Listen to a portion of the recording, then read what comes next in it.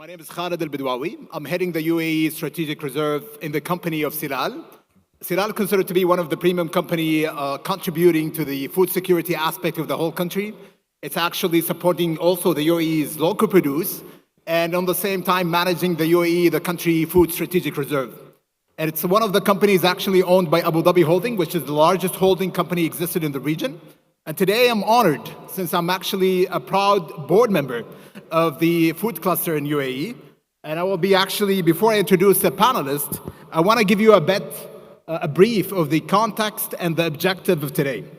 So in July 2025, a UAE delegation visited Switzerland. I'm talking about the UAE food cluster, where a Bühler showcased how the Swiss food and nutrition valley and its ecosystem have become a global benchmark for innovation. This panel will build on the visit to translate the global insights into local action. The session will highlight the Swiss best practices from Bühler, Nestlé, and SGS.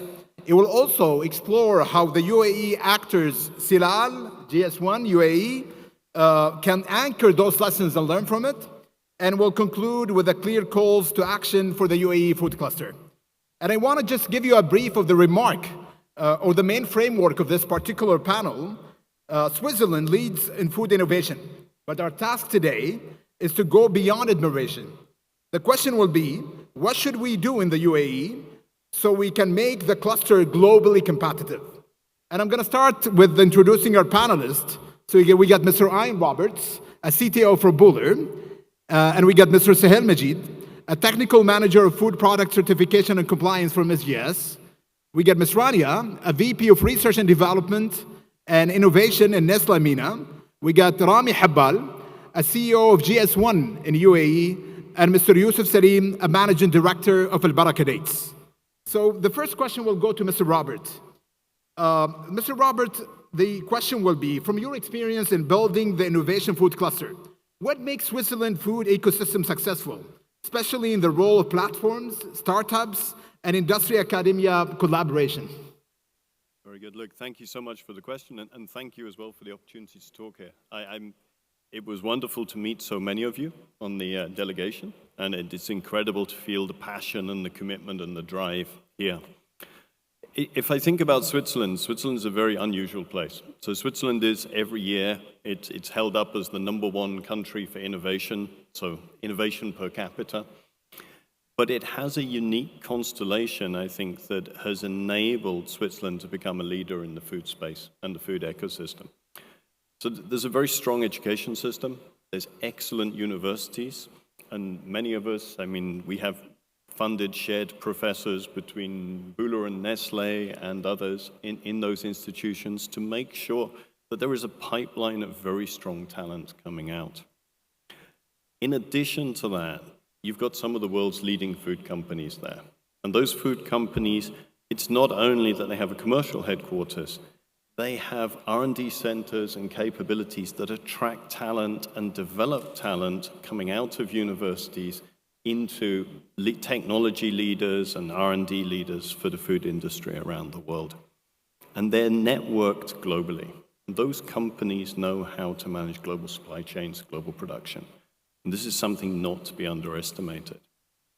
And then in about 2014, we looked around and we realized that the startup ecosystem for food was actually quite weak. And it wasn't receiving the funding and the excitement and the buzz that you get with many others of the categories. And so we sat down and we looked at how do we build this up. And I was personally involved in building one of the startup accelerators, which I still run, which was called Mass Challenge. And together with Givaudan and Nestlé and a few others, we created a startup accelerator that naturally, because of the partners, became a leading accelerator to attract food companies. And what attracts the startups, and then just to give you a feeling, last year, 2,500 startups applied from 112 countries to come to Switzerland, just for that program. Now, there are other programs as well that run very well. But what attracts them is the access to these wonderful corporate partners and technological expertise, and then to global markets. So I think that works extremely well. And of course, when you get great startups, the VC money, the investment money follows. Now, being a small country, you never expect companies to serve only your market, so you have to look outside. And then in 2020, initiated by Nestlé, they created the Swiss Food and Nutrition Valley, which brought all the contentful verticals and partners around the country together in one umbrella initiative, which gave it a single point of communication and a single brand to talk about outside. So if you say what's key, the umbrella is great, but the content within the umbrella is what changes the difference, really makes the difference and drives it. And it's that great education system, strong international companies who provide tech access and global scaling. It's the investment space. And I think it's also, Switzerland's not a bad place to come to. So there are certain other attractive features like skiing, mountains, and chocolate that seduce startups from around the world to come to Switzerland as well. And then the Swiss Food and Nutrition Valley hangs it all together in one coherent communication message. I mean, it's a great answer. It's again, Switzerland is a beautiful place, and it's as beautiful as UAE also at the same time. And I believe maybe the only challenge we do have is basically when we get into these ideas and settle it into actions at the end of the day. And that's why it will take me to the next question from Rania. Rania, as a co-founder of the Swiss Food and Nutrition Valley, what role did Nestlé play in shaping this model? And what lessons can you accelerate in nutrition, sustainability, and innovation all the way here in UAE? So first of all, I want to thank the organizers for giving me the opportunity to be here to talk about for not only the experience we've had being in the meeting with our partners and with the UAE minister to talk about how we can really advance and help the SMEs and the startups to grow and become global out of UAE. It's also to really showcase, as Ian mentioned, why did it work in Switzerland and can we make it work as well here? And I do believe that nothing is stopping us from doing it here because we have all the capabilities in place. And I'm going to talk a little bit about, from a Nestlé perspective, why would that work? At Nestlé, what we did in Switzerland specifically is through working with startups and with, of course, the help of the Swiss Food and Nutrition Valley that we co-founded back in 2020, we actually gave a forum for the startups and the SMEs to come and learn about capabilities on how to scale up. I think the biggest problem that startups and SMEs face is that first they get the funding, but then they need to learn about how to become a mature, bigger company. And by bringing them in, allowing them to spend time in Nestlé, learning how everything about food safety, regulatory, marketing, legal, etc. This gives them basically all the weapons to grow and grow successfully and be sustainable. So this is something that we've been doing for a while in Switzerland, and in MENA right now, in the UAE, I'm actually looking to do and use the same model to bring in startups in order to work with us on innovation. It helps us as well identify new technologies by checking if this is something we want to partner with the startups on, but also giving the startups all the capabilities, the exposure to a mature business in order to allow them to scale up and be successful moving forward. So it's a win-win situation in a way, and given Nestlé's breadth and capabilities that we have in place in UAE, I think we're very well positioned to mimic the model that we have in Switzerland in collaboration with Bühler, with Givaudan, with all our partners that we started doing in Switzerland to bring them here. Thank you very much, Rania. I'll go back to the question to Mr. Sahil. How do the ecosystem of Switzerland can apply the innovation with safety standards and consumer trust? And what can we do in UAE in order to apply the same experience all the way here? Well, thank you so much for this opportunity, and thank you for the question. What we had in Switzerland for the food cluster that we had, it was wonderful. We had very good learning from the sessions there. So what we could take back is that how unique is the ecosystem established. Switzerland is known for its precision. So it has blended precision with strong regulatory framework and emphasis on science-based decision-making. The remarkable thing is that how it combines consumer safety with innovation. So to start with, what they have done is that they have put safety and standardization at the design stage itself, which means from the innovation stage when a product is produced, whether it be functional products, nutritional products, or sustainable agricultural products. Compliance is in mind from the day one, so that when a product is produced, it has to not face challenge of changing its safety protocols again and again. First trying to design and innovate, and then trying to retrofit safety and regulatory approval at a later stage comes with a huge cost. So this is where I have seen that it is a standout situation there. Second, the cluster or the partnership is very strong. Government, academia, industries, and international certification bodies, they work hand in hand. This creates an environment where trust is not an afterthought. It is the very basis or the foundation of the system itself. Here in which this traceability, transparency, and certification brings great confidence to the consumer, and the consumer starts to think that innovation doesn't compromise safety. Because their understanding and their comprehension is required for any new product or any new process in the market to survive and thrive. Then only the complete impact of coming together and creating something unique will work out. What we have seen is also that the Switzerland's products and consumer market demands high level of transparency in labeling, in sustainability assurance, and independent verification systems.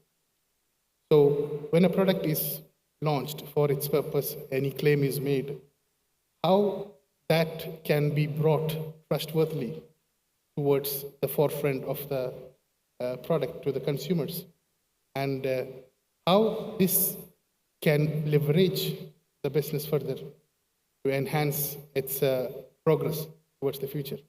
So from these all things, what I believe that UAE has to adopt itself is that as a startup process, when you have a design process involved, the regulatory and standardization has to be the forefront, and approvals has to be accelerated based on the new innovative products that is being released. So we need to have we need to take a step closer to innovation and understand what is happening, the dynamics across the region, and try to incorporate those values, those kind of innovations into the ecosystem here.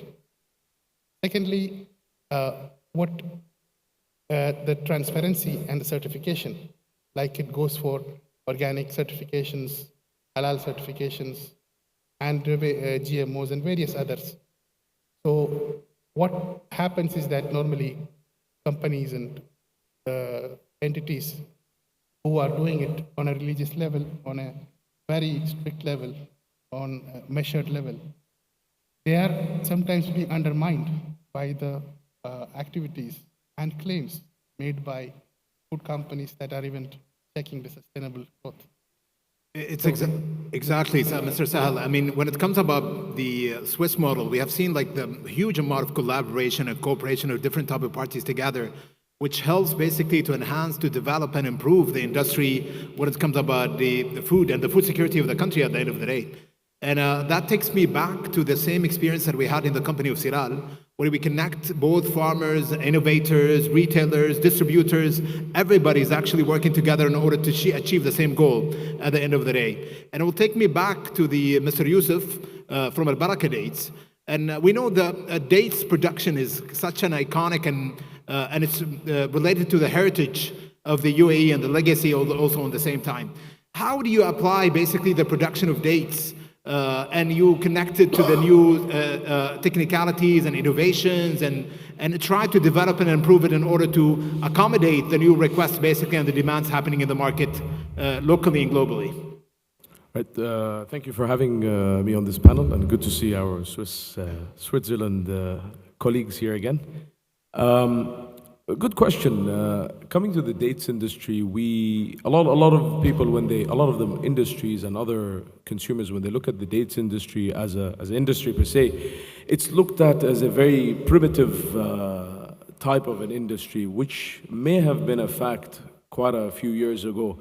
But today we've come a long way, right, in terms of ways of production, processing, by looking at and learning from other industries. We look at the fig industry, the olive industry, even apple juice, grape juice, and we take best practices and we apply them to our products that we currently produce today.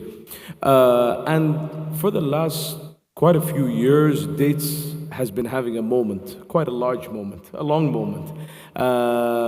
We thought this was going to be a fad, this whole sweetener movement using dates, but it's getting more and more interesting, and the focus on dates is only growing further.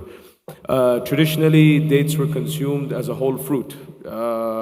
Say Ramadan across the Islamic population. However, that's changed significantly, and to be honest, it's consumed more for not that reason anymore. Especially across the Western world, the Eastern world, globally. And every day we see a new innovation coming from dates, and not only from the fruit itself. And this takes me to the whole circular economy part of the discussion, where the fruit itself, the fibers, the seeds, everything has a role to play in today. And pretty much nothing goes to waste. So it's only onwards from here, and there's a lot for us to still learn. We've only scratched the surface, but there's a long way to go.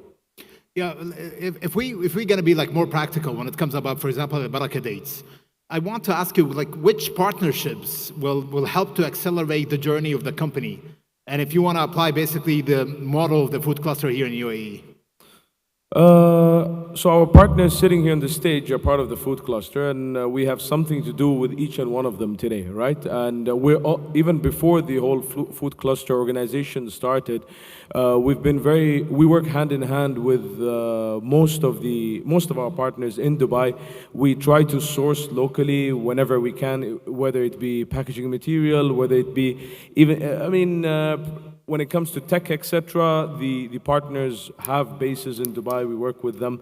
But today, what we would ideally like to do is increase our partnership with the farmers at the farmer level. And the reason being, the farming dynamics in the UAE has changed. It's not the same as how it was a couple of years ago. Farmers have opened their eyes as well.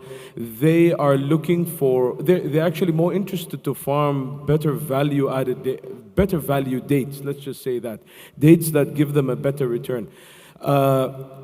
Dates farming is a single harvest industry, right? So a farmer works the entire year, and then he's going to want to maximize as much as he can at the harvest time around August, September. So today they think, why should I farm an X variety instead I can farm Y variety, which gets me a bigger a yield on their efforts through the year. And secondly, even from our point of view, there are certain varieties that we buy, we pay a premium for it because it works nicely. A misconception a lot of people have is dates are dates, right? I mean, you can take a date and you can turn it into a paste, you can turn it into a syrup, which is not true. Every date has a different structure to it, a different sugar content, and acts very, very differently when you produce an ingredient from it or when you value add it. So there are certain varieties that we want higher in quantity, and we're willing to pay as a business a higher price because this is what the market can pay. And it's not in our benefit nor in the farmer's benefit to drive prices down. Because look, if we continue to do that, the farmer doesn't have an incentive to continue growing and harvesting for the foreseeable future, right? Today they will say, my grandfathers did it, my fathers do it. You know what? I don't want to work here. I want to go work in a PE firm. It makes more money. Or whatever, any other. So we need to protect this. I mean, the UAE has certain varieties of dates that only grow in the UAE. You have some varieties like Dabbas and Lulu that don't grow anywhere else in the world, and this is a pride for the UAE. So it needs to be protected by giving them fair price and not squeezing them on prices year in, year out? I mean, thank you very much. It takes me back to the conversation that I had with Mr. Rami Habbal. We had like a few conversations today before basically we came to the panel. And we know GS1 UAE has done like a huge amount of contribution to the country when it comes about traceability, data standards, and supply chain integration. And it'll take me to the question that I always have for you. How the GS1 UAE, traceability, digitalizations, global standards can support the UAE to become one of the food innovation hub, and how can these tools to strengthen collaboration across farmers, manufacturers, retailers, and regulators at the end of the day? Well, hi everyone. Nice to be here, and thank you for the question. I'm just going to talk a bit about GS1 for a minute, just to give things some context. So GS1 is the largest standards body in the world. We have over 2 million companies that use our standards, and we're known for the barcode, right? Everyone uses a barcode.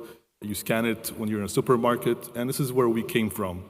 And like a UAE food cluster, we also have a board of directors, and our board of directors is composed of companies like Nestlé, Carrefour, Walmart, P&G, and I think the last time I did a calculation, our management board or board of directors represents $5 trillion in market cap on our board. So now going into how GS1 standards can help and services help the UAE become an innovation hub for food and beverages, I'm just going to draw a parallel to within the UAE, the healthcare sector. So we've seen how the UAE in the healthcare sector leapfrogged the last 4 or 5 years in innovation. Maybe some of you don't know, but all medicines in the UAE have a GS1 barcode that enables the traceability from the manufacturer all the way to the patient, okay? And our standards and services have enabled this. And the UAE today, while the regulation that came out was not the first in the world, UAE is now in the top 3 when it comes to track and trace. And this was only in the last 5 years. So the potential for innovation is here, definitely, but you need to align regulations and you need to align industry. So now going to UAE in terms of food and beverage, I think someone from the panel before us, from Moyat, Ministry of Industry and Technology, was saying that, there isn't enough make it in the Emirates products here. And I kind of concur. One of the challenges that we see, and potentially also a solution, is there's no centralized database of food and beverage products here in the UAE, for example. We would love to see one. We would love to see this being done within the UAE food cluster, because having a centralized database is the prerequisite and enabler to add other services on top of that, including traceability, including transparency, including connecting farmers to supermarkets, the full track and trace. So one of the things that we see potentially happening here in the UAE is creating a centralized database. We know this, that there isn't one, and we would love to see one led by industry through the UAE and food cluster. And the second thing that people would need to be aware of in terms of innovation is the fact that as in AI, there's a race today in Europe and the US to transition from the linear barcode that you see into the GS1 QR codes. And now you ask, QR codes have been around for 20-some years. Why the GS1 QR code? Again, we're a standards body. We created the GS1 barcode. It's a standard out there. But the difference between a regular QR code and a GS1 QR code, and why this is important for innovation moving forward, is that the GS1 QR code allows you to scan both in a POS environment and embed data. So you can embed things like an expiry date, a serial number, a batch number, and this becomes seamless upon scanning, or even by scanning by a phone, that you can get all the information that you want about that product. And we know from data that the new generation, the Generation Z, the TikTok generation wants more information, right? The whole world wants more information. And one of the advantages that we want to see here in the UAE in enabling that is by doing and adopting these QR codes, you are going to enable more trust in the UAE products, more transparency. You can basically, if you look at fresh foods, when was this actually seed put into the soil, or what was it embedded? Its life journey, what kind of pesticides were used, if any, right? The whole journey, when was this harvested? When was this transported to your supermarket? So this will allow innovation, right? We're not the solution provider. Our standards enable the ecosystem to do the track and trace. We just enable the standards and services to enable that. And this then becomes a competitive advantage for Emirati products when they're going abroad, is that you're actually, his dates, when was this harvested, when was this done? You give more transparency. And this then becomes a competitive advantage of UAE products. And we think that that's part of the innovation that we would love to see happening by UAE, because the UAE is one of the most digital economies in the world. Everyone has a phone, everyone has the technology. Regulations are quicker. In Europe, for example, you want the regulation, you have to go through many painful sessions, EU Parliament, and then adopted by all of that. So in general, that's what we feel is an innovation moving forward for the UAE, is becoming a competitor in the new age of information. Back to the question, when it comes about leveraging the UAE food cluster, what partnerships will help your company at the end of the day in terms of developing and improving basically your journey?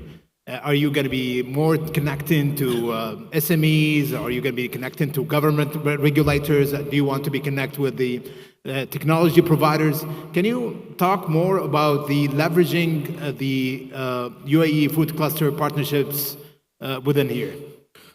Look, from our experience, and we do this a lot globally, right? And we did it this year with Pharmag, Micomed, other associations. We work globally with the Consumer Goods Forum. So for these things to happen, there needs to be collaboration, right? There has to be a willing private sector to move forward, because at the end of the day, one hand is very hard to kind of clap, right? You need two hands to clap. So what you need is basically agreeing on the big picture. You need a common denominator, common problems to address for the UAE cluster to move forward. And I think collaboration and trust are key. And you also want a very dynamic government regulator that sees quickly what the issue is and works towards helping the private sector achieve those goals. And those two come in hand. And this is just, and I think this was talked about earlier this morning, is that this is an ecosystem, right? So there's SMEs, there's the big players, there's government, there are the entrepreneurs, there's the solution providers, there's the, like the MOYATs, where they need to certify things. So it's a whole ecosystem, and that's why a cluster is a huge umbrella that has many working elements together. And our advice from our experience is you need to find common problems, address it as a private sector, bring it to government, and you want a government that is dynamic, a government that has the vision to implement these common problems, to enable growth, and to enable the cluster to really nourish and move forward. Perfect. I mean, we're going to go back to the global to the local reflection. I'm going to start with Nestlé. You have 4 factories existed here in UAE and 3 offices also in the same time. The question is, how can Nestlé local presence support the UAE cluster growth and complement your global role in the same time? So basically, Nestlé, as you mentioned, Nestlé has been here for a while, for a long time. We were discussing internally, is there any paperwork to pinpoint the exact date when we were here? Because it goes even, and some people were saying it goes even to before UAE was founded. So this is how long Nestlé has been here. And basically, Nestlé has been growing with the UAE. And we have strategically positioned our 2 food factories and our 2 water factories here, not only to manufacture for UAE, but also to export products outside UAE. So we export around 100,000 tons of products across the region. And this is not only just to give us more financial input, it's also to help train local talent. It's extremely important for us, and it's crucial for the country, is that we're here in order to build a sustainable, basically, ecosystem, and to make sure that the people that are right now graduating are able to come and work for us. And in order to do that, what we need to do is enable opportunities like internships for these young talent to come and learn basically all the skills that we need in order to bring them afterwards into the company. As startups, we also enable them with the right capabilities in order for them to scale and grow and come up with technologies that we can then later on bring in and use, or even buy from them, because at the end of the day, we need products to be of high quality and to be extremely sustainable. We can't have products just for the short term. And then the third element, which is something that I would like to bring in, and it was a big topic when we were in Switzerland, if you can remember, is food security. It's not just about building finished goods. It's also about creating the agricultural ecosystem, working with the local farmers, and enabling the key technologies in agriculture that we've been building as well through our Institute of Agriculture in Switzerland and Plant Science, in order to come here and say, can we even source foods locally that we then manufacture? And this, for me, covers basically the whole ecosystem. And it's extremely important. So, having the 4 factories and the 2 offices is only the starting point. The idea is to really build more innovation, capabilities, and talent in order to grow, basically, our footprint right now. It's great. I mean, it takes me back to the same question that I want to get Mr. Sahil. From standards and compliance perspective, the question was, what is the concrete steps that SGS can do locally in order to ensure that innovation in the UAE cluster grows with the trust and consumer confidence? Well, from a standards and compliance perspective, SGS works in this region or all across the world, not just as a service provider.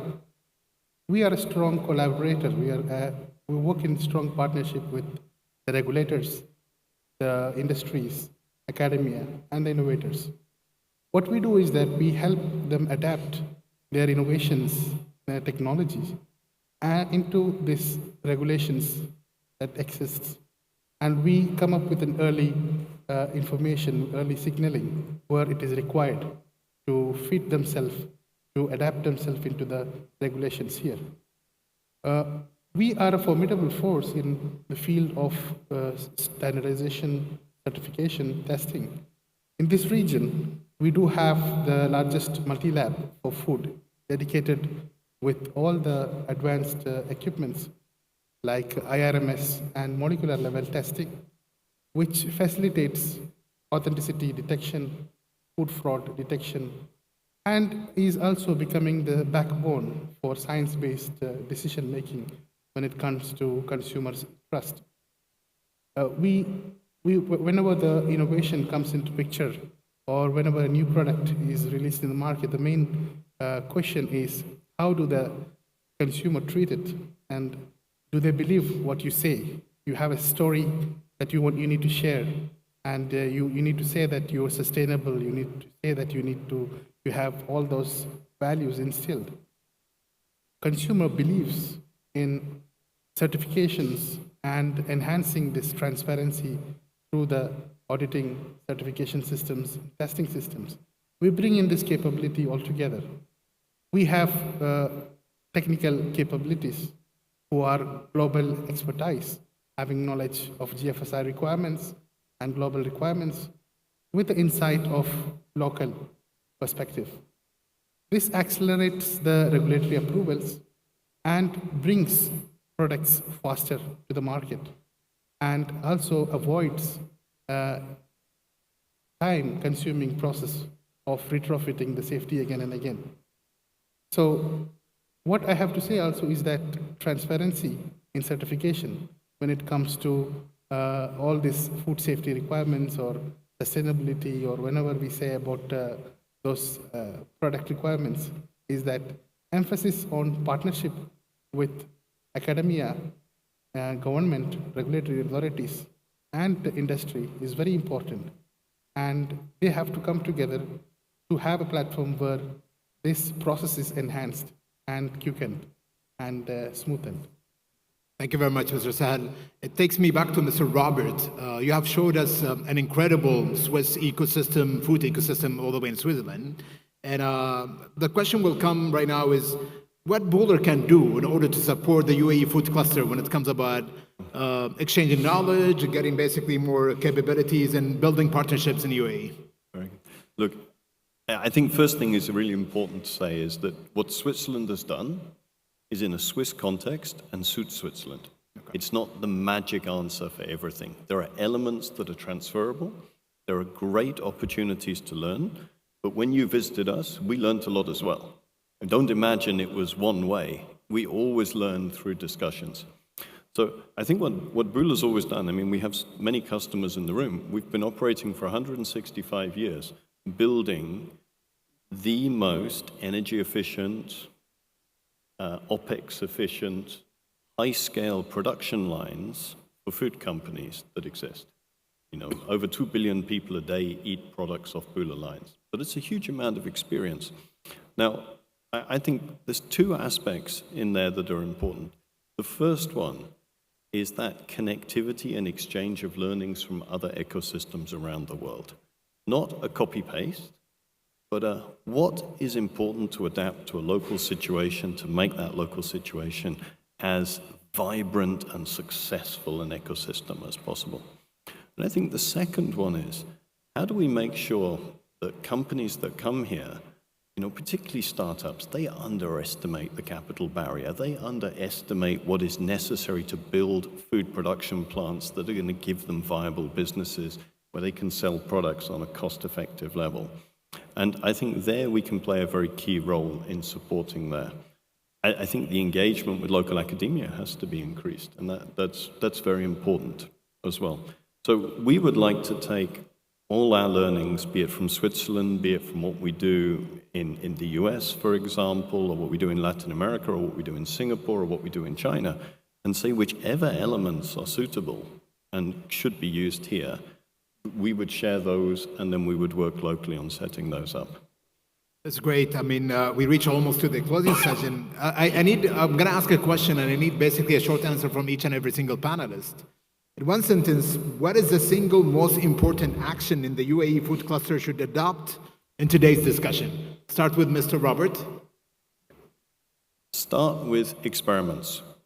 Learn to work together and run safe experiments, possibly pre-competitive, and build the trust to do bigger steps. Because otherwise the big steps get locked up in lawyers before you can collaborate. Thank you. I would say that bringing in more opportunities for collaborations wherein each stakeholder can put in his contributions so that a resilient food ecosystem is brought into the future. Oh, thank you. Great. For me, it's really opportunities for training and development on the job, creating more internships, definitely, and working with universities in order to help develop the key talent that we need for the future. Find common issues, collaborate, trust each other, and work as a cluster and not an individual company. You don't need my reply. You have everyone's better reply than mine. I would say the exact same words is work together. Two is stronger than one, and we don't know everything, and we will never know everything. So there's so much to learn from each and others, and yeah, we'll be stronger together. I mean, at the end of the day, today we have moved from the UAE, from the Swiss, basically, insights to the UAE realities. We need just to work into collaboration and trust and ambition. And without actually the collaboration of different type of parties within the UAE food cluster, we're not going to be able to achieve anything. So the UAE has a vision for the capacity and for the next step to go.